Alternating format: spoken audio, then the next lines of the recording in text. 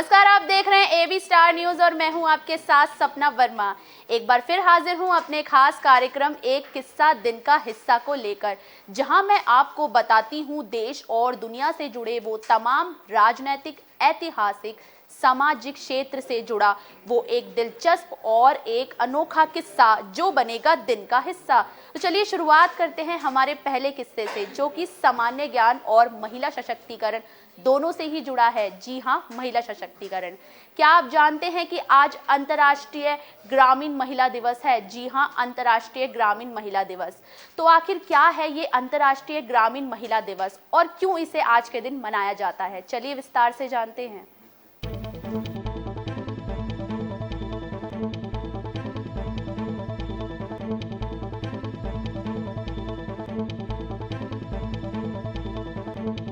आइए जानते हैं आज क्या है खास। 15 अक्टूबर का ऐतिहासिक आकलन, खंगालते हैं इतिहास के पन्ने।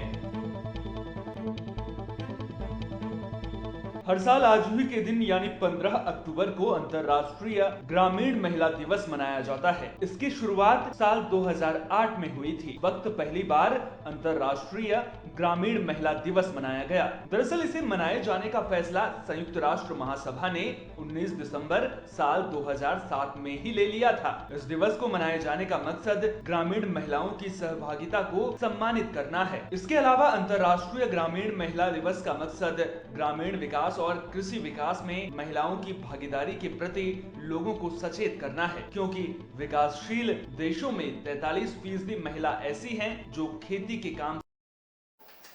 चलिए बढ़ते हैं हमारे अगले किस्से की तरफ, जो कि लोगों के स्वास्थ्य से जुड़ा है। जी हाँ, लोगों के स्वास्थ्य से। क्या आप जानते हैं कि आज विश्व हाथ धुलाई दिवस है? जी हाँ, विश्व हाथ धुलाई दिवस। तो क्या है विश्व हाथ धुलाई दिवस और आखिर क्यों इसे आज मनाया जाता है? चलिए विस्तार से जानते हैं।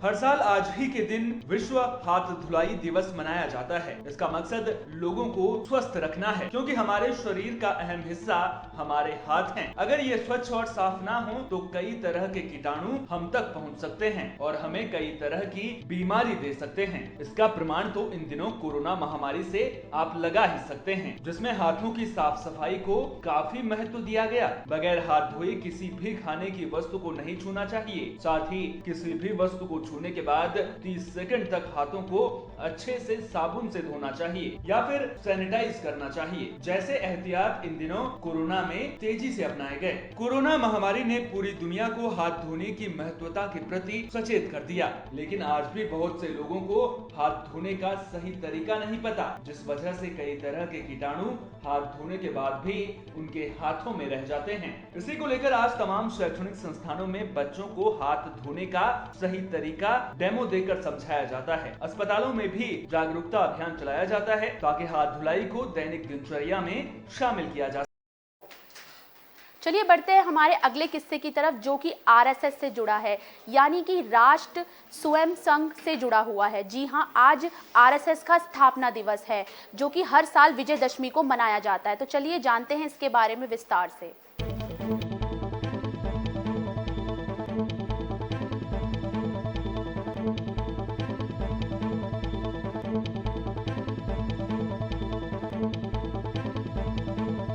आज राष्ट्रीय स्वयंसेवक संघ का 96वां स्थापना दिवस है। 27 सितंबर 1925 को डॉक्टर केशव बलराम हेडगेवार ने विजयादशमी के दिन इसकी स्थापना की थी। तभी से हर साल विजयादशमी के दिन स्थापना दिवस को हर्षोल्लास के साथ मनाया जाता है। आरएसएस साफ तौर पर हिंदू समाज को उसके धर्म और संस्कृति के आधार पर शक्तिशाली बनाने की बात करता है। संघ से निकले स्वयंसेवकों ने ही बीजेपी को स्थापित किया। विजयादशमी पर नागपुर से लेकर देश के सभी राज्यों में संघ की शाखाओं पर कार्यक्रम होते हैं। स्थापना दिवस पर संघ की शाखाओं पर शस्त्र पूजन करके शक्ति की आराधना की जाती है। वहीं न केवल स्वयंसेवक बल्कि अन्य लोग भी घरों में शस्त्र चलिए बढ़ते हैं हमारे आखिरी किस्से की तरफ, जो कि डॉक्टर एपीजे अब्दुल कलाम से जुड़ा है। जी हाँ, डॉक्टर एपीजे अब्दुल कलाम वो शख्सियत जिन्होंने न सिर्फ संघर्ष करके अपनी एक बड़ा मुकाम हासिल किया, बल्कि उन्होंने उस वक्त अपने मुकाम के जरिए बहुत से लोगों को प्रेरित भी किया।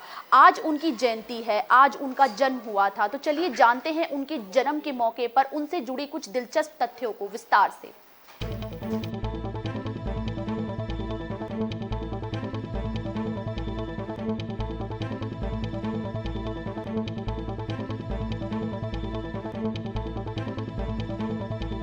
मिसाइल मैन के नाम से मशहूर डॉक्टर एपीजे अब्दुल कलाम का जन्म आज ही के दिन साल 1931 को तमिलनाडु के रामेश्वर में हुआ था।